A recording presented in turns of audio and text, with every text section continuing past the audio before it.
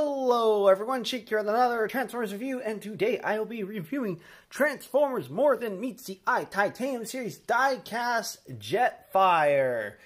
And here he is, obviously prominently displayed in his packaging. Such a good packaging situation that in some cases you may as well just leave him in the box without opening him. But of course, he's a Transformer. He is meant to transform, so obviously I'm going to open him up and transform him around. And, you know, it shows robot to vehicle, shows his alt mode, die-cast metal, includes display stand, warning, choking hazard, small parts, not for children under 3 years.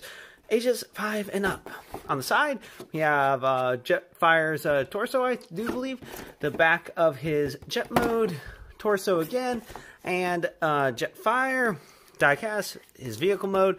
I do believe that's Thundercracker. And here we have his specs. Strength 6, intelligence 10, speed 10, endurance 5, rank 10, courage 9, fire blast 7, 9, skill 9. Unique feature, frozen in Lock in Earth's Arctic Circle.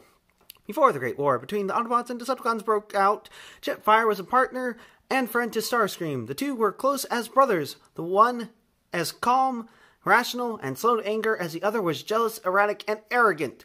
Once Starscream joined the Decepticons in attacking the Autobot-held cities of Cybertron, Jetfire was slow to choose sides. He was hesitant to join in the slaughter of largely defenseless Autobots, but did not want to take up arms against someone he'd consider a friend. When the full extent of the treachery of the Decepticons became clear, however, Jetfire joined the Autobots without reservation. The anger he felt at his betrayal by Starscream never waned.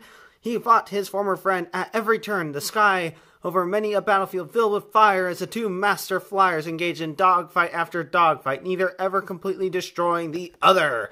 Quite intense, more intense than the original story would have led you to believe.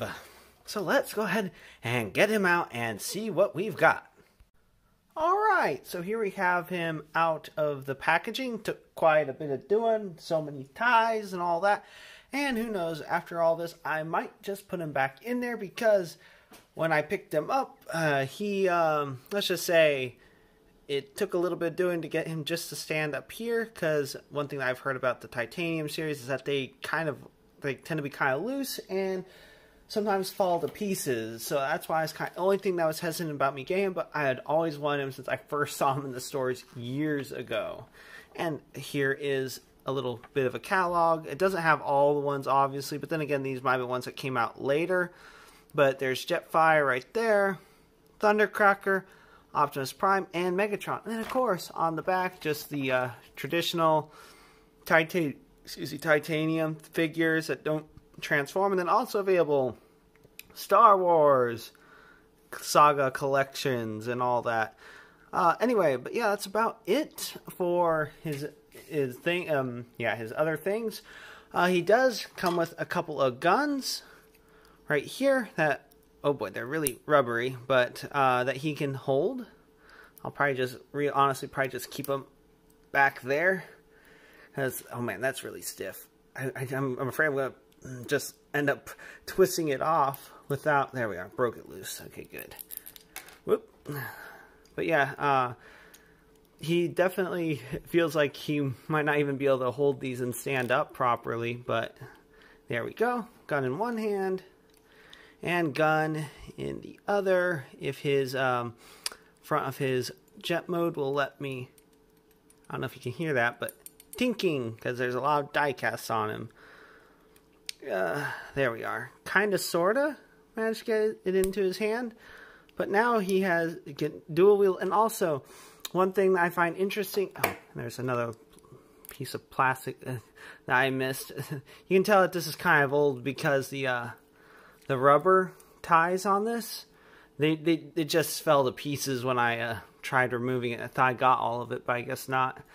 But one of the things about him that I did not know about him, I'm kind of a little upset that I didn't know before, because I might have changed my mind on getting him, but he is a bit of a parts former. You just pretty much end up pulling this off.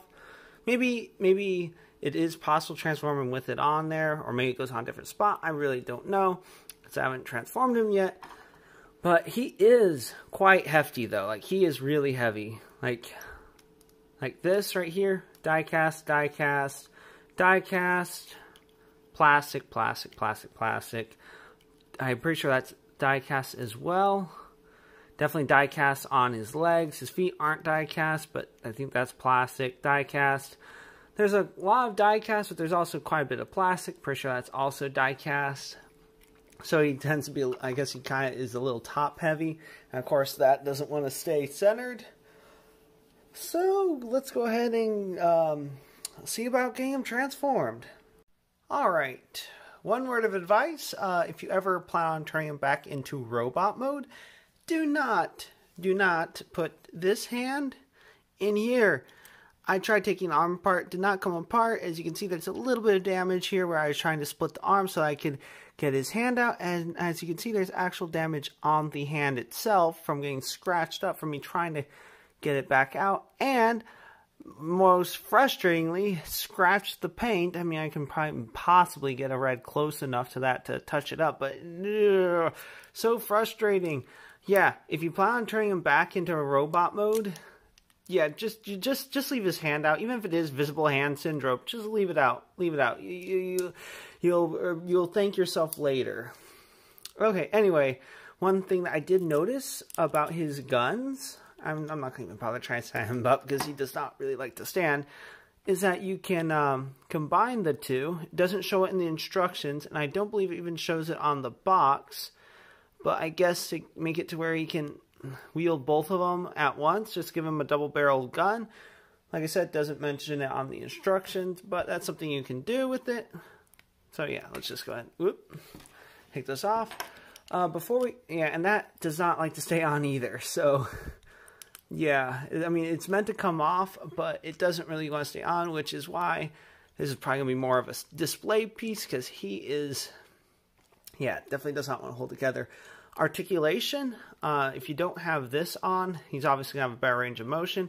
Arms going to go out that far, at least on this side. On this side, about that far, but then he's starting to form the front of the jet.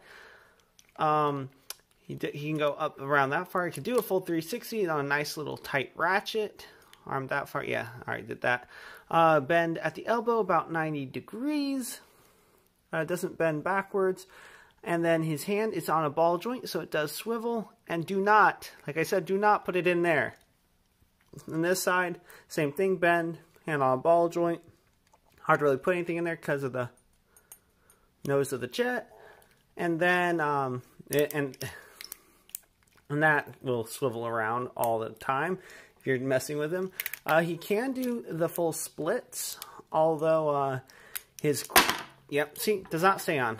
His crotch will kind of be sticking out, but he can do the full splits and a little extra. Legs can go forward that far, so he can do a high kick, which is pretty cool. Back that far, assuming that his backpack fell off, and if you put it back on, assuming it will even stay on, you can still go back pretty far. So pretty good flexibility there. His knees are on ball joints for some reason. Gets very little bend at the knee, like almost nothing, which I guess is a good thing, because if they got really loose, then he wouldn't be able to stand up at all.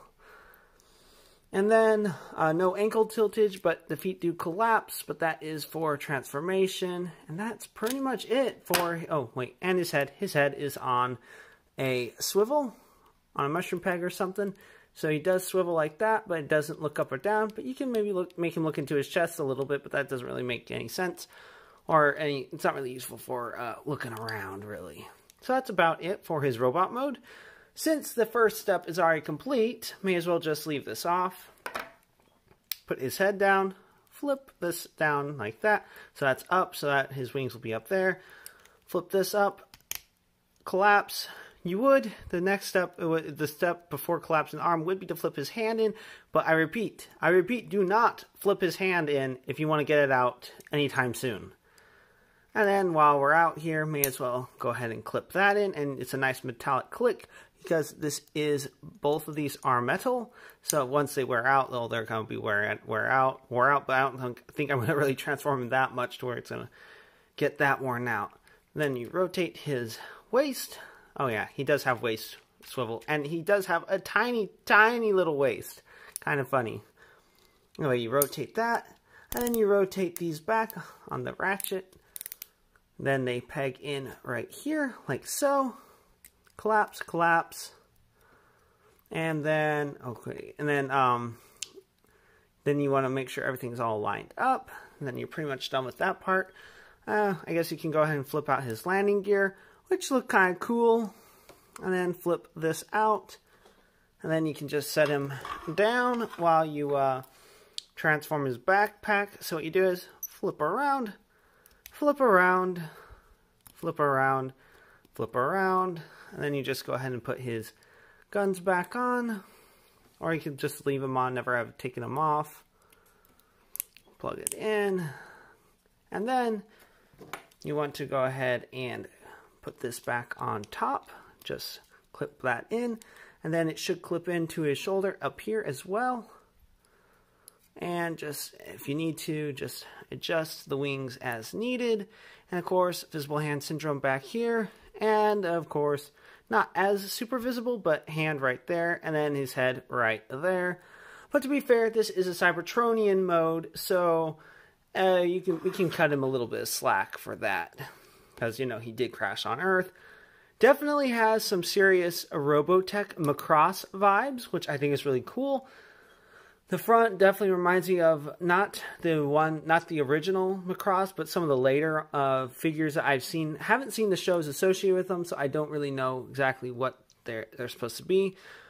But the engine's definitely very reminiscent of the ones on G1 Jetfire or the original Macross jets. Here is the armor plating that would have gone on both Jetfire and that. So not everything is completely, you know, true to the original Jetfire, but it is a sleeker, more futuristic look. And of course, you can have him on his display base like that. It'd be kind of nice. Maybe if you could put, I don't know why these come off, but it does. Maybe you could put like an improvised stand up there, or just get a translucent stand, put it in the background, or set it over it, or on top of it, and then just have him up in the air like this or something. I think that would be really cool. But that's about it for his vehicle mode, and that's pretty much all that I have to say about Titanium Jetfire. If most of the other figures are as bad as this, as far as their transformations and all that, I'll probably stick away. The only other one that I might get, because he doesn't look too bad, would be Optimal Optimus. I think that would be kind of fun, because he is one of my favorites. But I'm so glad I didn't get this when I was younger, because I probably would have been so disappointed. I'd probably been crying, because, you know, one, that's parts for me, and two, everything's falling around, flopping and flippity-floppeting. So, this has been Transformers Titanium Series Jetfire. And if you like this review and you'd like to see more, please click that like and subscribe button to see more. And until next time, have a good one, everyone.